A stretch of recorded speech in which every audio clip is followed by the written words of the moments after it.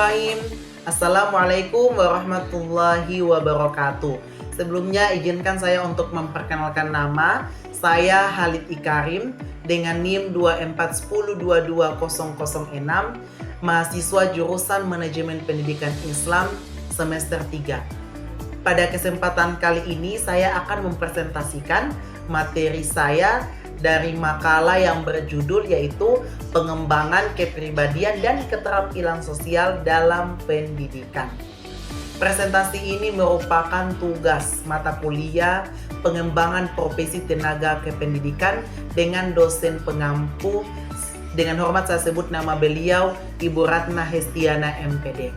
Baik, kita bersama bahwa dalam dunia pendidikan modern, keberhasilan siswa ini tidak hanya diukur dari nilai akademik, tetapi juga dari karakter, kepribadian, dan kemampuan sosialnya.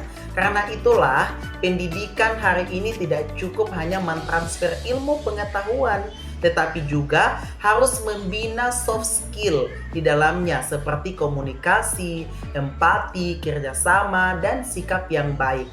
Dengan latar belakang inilah penting bagi kita membahas bagaimana kepribadian dan keterampilan sosial dikembangkan khususnya dalam pendidikan atau dalam lembaga pendidikan, terutama di sekolah.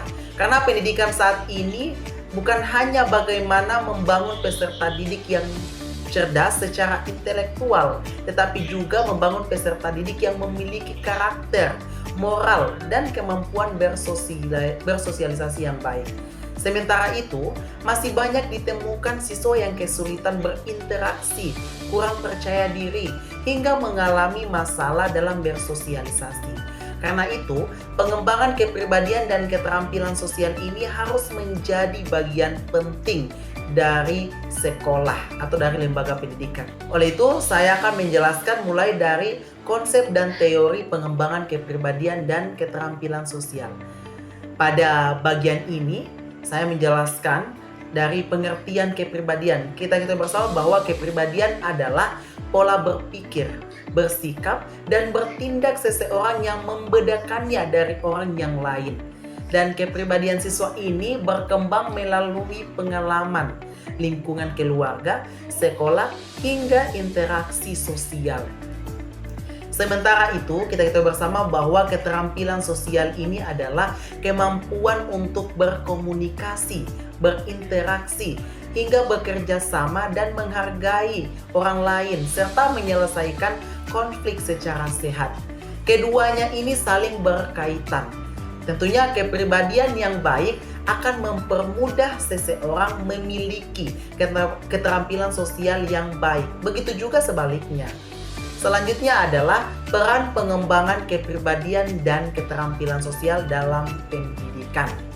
Pengembangan ini dapat melalui dua aspek. Ini sangat penting karena di dalamnya yang pertama dapat membantu siswa membangun percaya diri, tanggung jawab, dan kedisiplinan. Dan yang kedua adalah menciptakan suasana belajar yang lebih kondusif. Dan yang ketiga yaitu membantu siswa berinteraksi dengan guru maupun teman secara positif. Pokoknya dalam halnya berinteraksi dengan lingkungan di dalamnya. Dan bahkan penelitian menunjukkan bahwa soft skill yang baik ini dapat meningkatkan prestasi akademik. Dengan kata lain, pendidikan tanpa pembinaan karakter adalah pendidikan yang belum sempurna. Selanjutnya adalah metode dan strategi pengembangan di sekolah. Ada beberapa strategi yang dapat dilakukan di sekolah atau dalam lembaga pendidikan. Antara lain yaitu adalah pembelajaran aktif seperti diskusi, proyek, kelompok, dan role play atau simulasi. Dan yang kedua adalah melalui kegiatan ekstrakurikuler seperti OSIS, pramuka, olahraga, atau kegiatan seni yang melatih kerjasama dan kepemimpinan di dalamnya. Dan yang ketiga adalah selanjutnya guru sebagai teladan, karena perilaku guru ini sangat mempengaruhi perkembangan karakter dari siswa tersebut. Dan kemudian interaksi pendidikan karakter dalam kurikulum. Dan pendampingan, serta konseling bagi siswa yang membutuhkan bantuan. Dan selanjutnya adalah disertakan dengan pemanfaatan media dan teknologi secara bijak. Selanjutnya membahas tentang faktor dan kendala solusi di dalamnya. Faktor dan kendala solusinya apa begitu? Ada beberapa tantangan dalam proses pengembangan karakter, yaitu yang pertama dapat dilihat dari segi faktor internal siswa, seperti kurang percaya diri atau kesulitan emosi. Dan yang kedua adalah mungkin karena adanya lingkungan sekolah yang kurang mendukung. Dan yang ketiga mungkin karena pengaruh keluarga dan masyarakat yang tidak sejalan dengan nilai sekolah. Dan yang keempat adalah dampak negatif teknologi dan media sosial. Solusinya adalah melalui pendampingan, kolaborasi sekolah orang tua, peningkatan kompetensi guru, serta pengawasan penggunaan teknologi. Itu adalah solusinya. Dari pembahasan tadi dapat disimpulkan bahwa pengembangan kepribadian dan keterampilan sosial sangat penting dalam pendidikan.